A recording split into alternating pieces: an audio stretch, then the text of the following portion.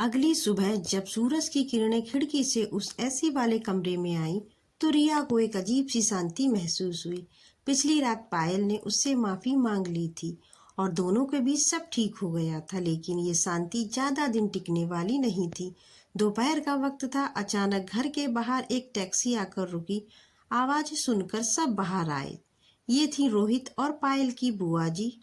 बुआ जी शहर की जानी मानी और बहुत ही तेज तर्रार महिला थी। वो जब भी आती थी पूरे घर में उनकी ही धौंस चलती थी। आते ही बुआ जी ने सोफे पर बैठते ही अपना बैग पटका और चीखते हुए बोली, अरे ओ रोहित और पायल, क्या चल रहा है इस घर में?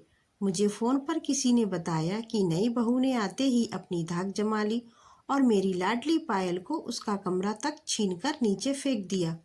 बाहर घर के नियम। एक नई लड़की ने आते ही घर की बेटी को बेगाना बना दिया।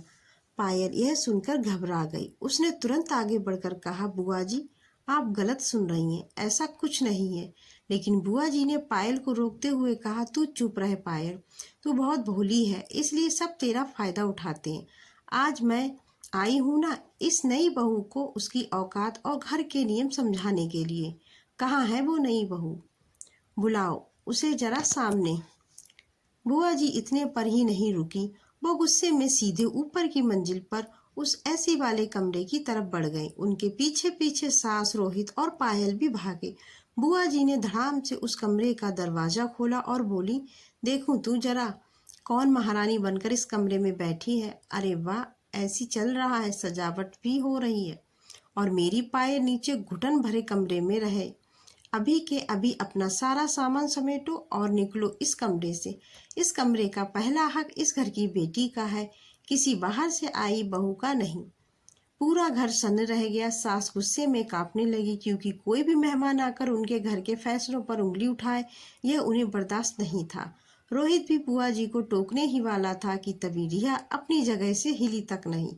उसके चेहरे पर कोई घबराहट या आंसू नहीं थे, बल्कि गजब की शालीनता और मुस्कान थी। वह धीरे से उठी, बुआ जी के पास आई और हाथ जोड़कर बोली, बुआ जी आप बिल्कुल ठीक कह रही हैं। इस घर पर सबसे पहला हक इस घर की बेटी का ही होना चाहिए।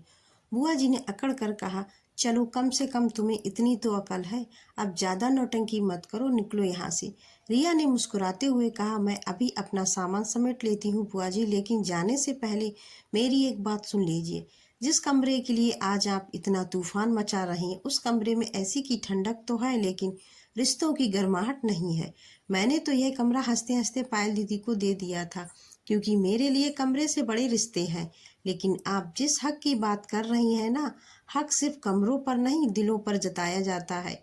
रिया ने आगे कहा, रही बात मेरी तो मैं नीचे वाले छोटे कमरे में भी खुशी खुशी रह लूंगी, क्योंकि इज्जत कमरों के आकार से नहीं इंसान की नीयत से तय होती है।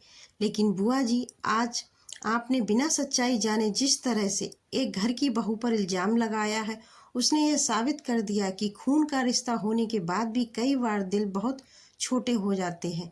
रिया के इन नपे तुले और कड़वे सच जैसे शब्दों ने बुआ जी के सारे तेवर ठंडे कर दिए। वो जो इतनी देर से चीख चाक रही थी, अब पूरी तरह निशब्द थी। उन्हें समझ नहीं आ रहा था कि नई बहू को क्या जवाब दे। तभी पायल आगे आई। उसने बुआ जी का हाथ पकड़कर सख्त आवाज में कहा, बस बुआ जी, अब एक शब्द भी नहीं। आप मुझे बचाने नहीं, इस घर में आग लगाने आई थी।